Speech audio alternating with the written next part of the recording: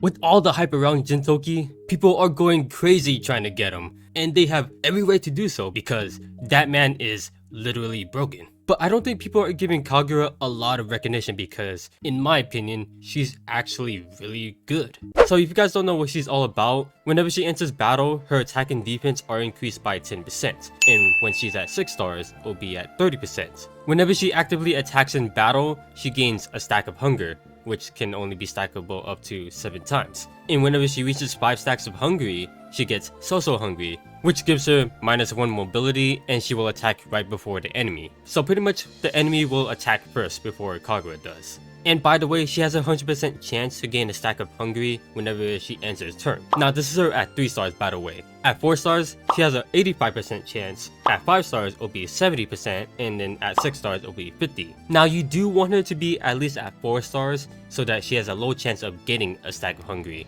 so that she's at least a little bit more usable. And these hungry effects cannot be dispelled and ignores immunity. For the class mastery stones, the armor you want HP, attack, defense. The headwear, HP, attack, magic, defense, and then weapon, accessory, HP, attack, and skill. As for the PvP stones, there's 2 options that you can do. The first one, you can go with a defensive set where you want something like HP, attack for the first 2. Then the third one, you want something like defense or magic defense. I picked defense because it is one of her more higher stat value. Then the last 2, you want crit rate and crit damage down. And then for the offensive set, of course you want HP attack for the first 2. Now if you're using a mage, then of course it will be HP and int. Then the third slot will be skill. And then the last 2 will be crit rate and crit damage up. If you want any character to survive better, then the defensive set will be the best option to use. Now if you want your character to hit much more harder, then obviously you want to go with the offensive set. Now for the soldiers that you mainly want to use on her, now the best one you can use is the angels. Now for the Griffin Knight, their defensive capabilities aren't like the greatest in the world, but they're one of the more harder hitting flyers to use. Now the unicorns are really amazing, mainly because you can ignore terrains. So with these soldiers, you'll have an easier time moving around the map.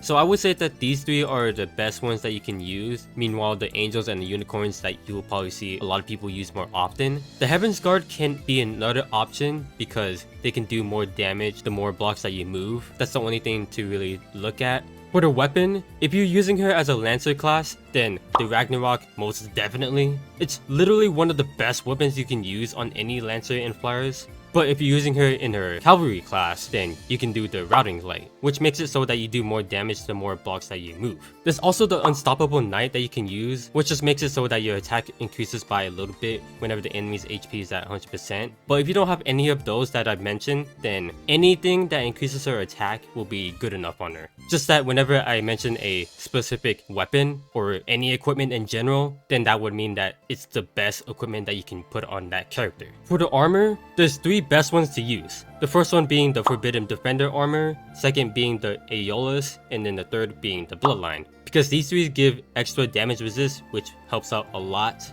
Another one that you might see people use on Kagura is the Timex armor, which is a strange one to use, I would say, but when you think about it, if you take a look at Kagura's soldiers, you can see that she has many different options that she can choose from, like the angels and the unicorns. Kagura also has a lot of defense increase thanks to her talent. So as long as she's in mixed forces, which she will most likely will, this makes it so that she takes in less magic damage, which will be her weakest defensive stats, so the Timex armor will be really helpful on her. I was gonna put that on her, but I haven't just had any luck with these enchants so far, so I just took this from someone else and then just slapped it onto her. For the helmet, the Fury Attar is amazing for a lot of characters. Otherwise, anything else is generally fine, like the Aeneas helmet. Now this is just my opinion, but this is my personally favorite common SSRs just for those stats increase alone. Otherwise, you can maybe even do the carbon fiber helmet. Now for the accessory, if you're using her as a Lancer class, then the Apex boots will be really great on her. Otherwise, something like the Winged Shin Guard, which will increase her defense even more, on top of her talent also be increased as well whenever she's attacked. Or you can do the Bloodthirsty Nail, which makes it so that you're immune to being silenced. But as always, anything to increase her attack is just fine. For the enchants, Breeze is amazing to use on her, or you can do the Full Moon. These 2 will be your best options to use. For me, I'm using Breeze on it because it helps cover more ground. Alright, so hopefully you guys now have a good idea on what to put for Kagura. And now, let's get into her first Awakening stage. Alright, so we'll be facing against Angelica, Shinpachi, and then Jintoki. Now I can definitely see this being tough for a lot of people, especially if you're using her as a Lancer class like I am. So if you're using her as a cavalry class, you'll definitely have an easier time with this. But don't worry though, your fellow Z is here to help you guys with this. For the skills that you want to bring on her, of course, her 1C skill. The one thing that's going to be really annoying about Kagura is her hungry stacks, especially if you're using her at 3 stars. And so whenever you use this skill, it helps remove those stacks of hungry, and it also heals her. I would recommend bringing punch and kick. Now this will help you deal with Jintoki a lot, because as long as you have 3 or less stacks of hungry, then you are able to stun the enemy before battle. Then the last skill I would recommend to bring is Umbrella Gun, because with this skill, you are able to attack from 2 blocks. And also another bonus with this skill is that if you have 3 or less stacks of hungry, then you are able to attack before the enemy. For the soldiers that you can use on the stage, the Angels is a pretty nice option that you can do. You can also do the Griffin Knight for more damage, or you can use something like the Unicorns, Heaven Guards, or even the Bone Dino. And I know that Angelica has Lava Titan, but the thing about Angelica is that whenever you attack her, and whatever class type your soldiers is, she changes that class type of that soldiers that she's using as well to yours. So don't be scared of using them. But I'm going to be using the Angel Soldiers to make it a little bit more difficult for myself, because I know that most of you guys will probably have these guys more upgraded than anything else. Alright, so hopefully those tips will help you guys. But anyways though, let's just begin. Alright, so to deal with Angelica, I am going to use her Punch and Fury Kick. I think that's what it is. Yeah, Punch and Kick. Just so that I can stall Angelica, because she is going to be really tanky. But I was just able to one-shot her no problem, because Kagura is just that strong. Now with Shinpachi, now this guy is definitely going to be really annoying because of the debuffs he can give, but I'm just going to go ahead and attack him. Now if you guys are worried about Kagura's hungry stack when dealing with Shinpachi, then it is okay for you guys to stall, so that way you can get your skill back. Now with Jintoki, he will open up with the AoE skill that will hit you for a lot, because he does get the talent effect. So I would highly recommend just waiting it off until those wear off. And then I would kind of just hold off on your 1C skill until before the turn that you want to attack him, because you don't want to keep on stacking up on her hungry effect. Okay, so I did have to use the 1C because Jintoki caught up to her real quick, but my Kagura does have a lot of attack right now.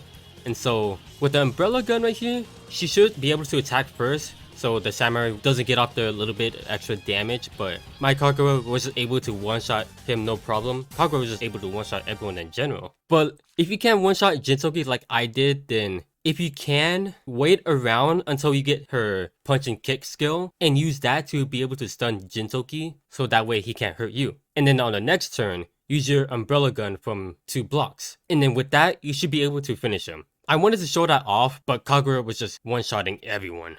Like I keep on telling you guys, she does not disappoint. For her 3C skill, it does have a 6-turn cooldown, which is a lot. But for her passive, when she does not have the So Hungry effect, her normal damage is increased by 20% and is able to recover 30% of HP before entering battle. Whenever she uses the skill, it's an act against skill by the way, as well as immunity to all debuffs and fighting instincts, which will increase her damage dealt by 30% and her physical damage taken is decreased by 30%. After using an active skill to deal damage, the cooldown of that skill is decreased by 5 turns. All her other effects will last for 2 turns, and she is able to move 4 blocks after using the skill and is able to attack.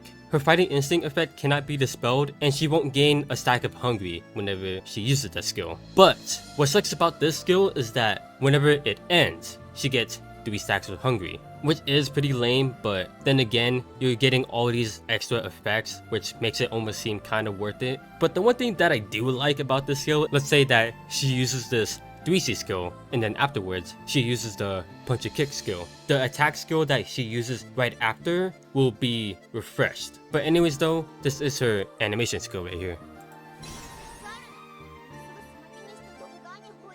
Alright, so I know I sound like a broken record every time I say this, but just in case for the newer people watching the video, whenever I make stuff like this, usually with the second awakening stages, most of the time I don't do them just because you do get the other 3 characters that you can control and they are really reliable to use. And most of the time, you're not going to be relying on your own character a whole lot. But this is going to be one of those videos where I will show them off because it is pretty difficult and tricky. Alright, for this one, I'm not going to be really changing anything about Kagura. She's going to be the same as she was in the first awakening stage, but I do have a plan that will help out a lot. The plan is to just get everyone as close to the enemy as they can, like at least 1 block away from the danger zone, and I'm just going to have Angelica summon her puppet and then put it into the danger zone.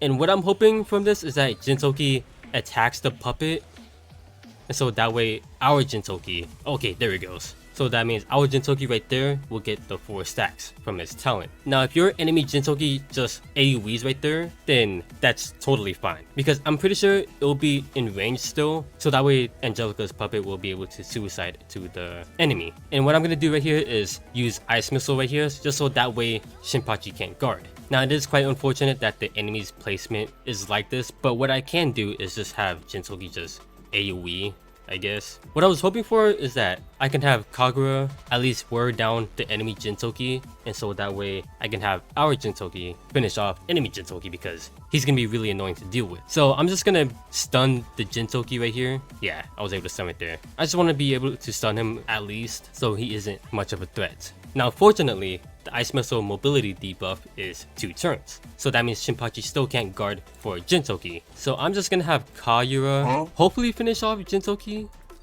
Let's see.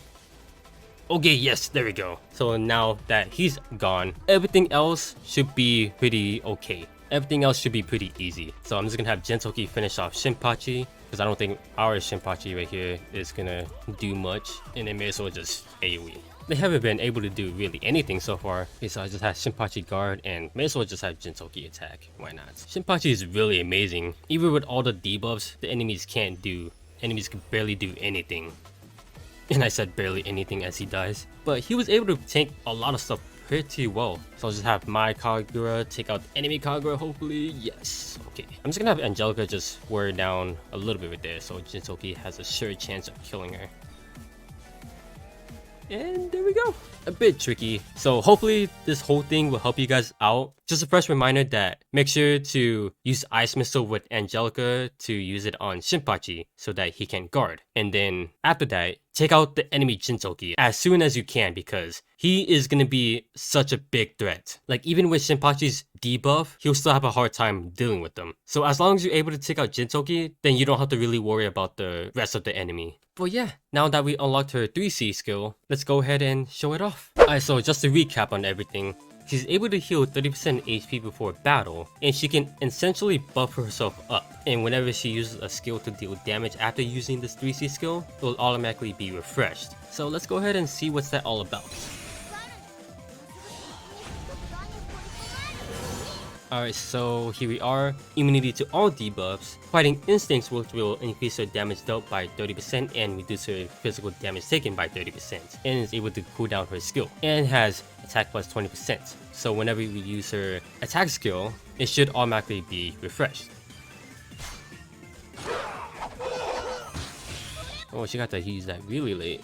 But yeah, because she got to use the Fighting Spirit right there, it's automatically refreshed. And this thing does last for 2 turns, so if you have the chance to hit the enemy again with that attack skill while this is active, then the skill should automatically be refreshed again, which should be the case. At least I'm 100% sure that is. So if this is the case, okay, so yeah, it did get refreshed again right there, and she got 3 stacks of hunger, which is kinda concerning. But yeah, that is pretty amazing. Only downside to it is that the cooldown is a very long time, so you really have to make it last while it's going on. The one thing that I'm really glad about her 3C is that it is an act again skill, which does help her a lot, especially in her Lancer class, because of how short of a distance that you can move with it. Now with the Cavalry class, it's a different story. Oh, and by the way, just in case if this wasn't clear enough, she doesn't even need to use her 3C in order to heal before battle, since it is part of her 3C passive, which is really, really good. I like that a lot, as long as she doesn't have the So Hungry effect. And another thing about her passive that I do like is that, so if you end up using her attack skill for whatever reason and it's still on like cooldown, she can still do quite a bit of damage with her normal attack. it really does help her out a lot. At first I was gonna kind of say something about like her skills having such a high cooldown, but nah, even without her skills, as long as you have her 3C with her passive, she can still do quite a bit of damage. But of course, main downside to her is her hungry effect, which you can easily solve that problem with their 1C, but to make the most out of her skills, you do want to have at least 3 or less stacks of hungry. So that's why her being at 4 stars will make it less annoying, but then again, you still have a high chance of getting it. Even with her being at 6 stars, it's still a 50-50. I kinda wish it was something like 30% or maybe 40% chance of gaining a stack of hungry. I don't know, that's just me. I don't know how. I don't think that would be too OP, because once her 3C ends, she'll just get those 3 stacks anyways. But yeah, that's the only real downside about her, is that her hungry effect will be really annoying, and also the fact that her skills have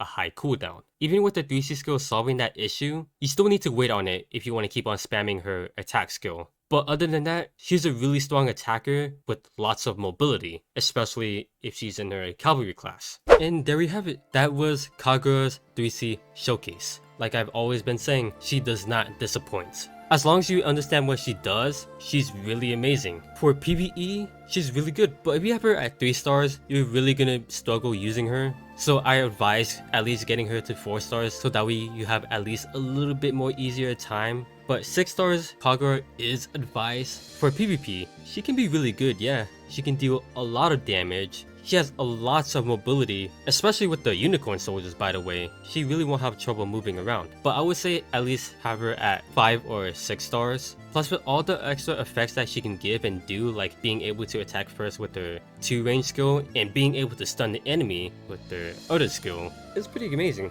Now if you want my opinion whether or not if you should pull for her, you don't really have to, but if you do end up getting her, building her up isn't really a bad idea. So if you do want Kagura, then prioritize starring her up if you're gonna use her, that is. But Jintoki should be your main target though. If you can at least get Jintoki, then you don't really have to get Kagura. And like I said, if you do end up getting Kagura, it's not a bad idea to build her. It's just that Jintoki will be much more easier to use compared to Kagura. But that's all I have for you guys. If you enjoyed the video, leave a like and subscribe if you want to see more, and feel free to let me know down in the comments if you guys got Kagura and if you guys built her up or not, or if Jintoki was only your main target. But yeah, thanks for watching. Your fellow Z.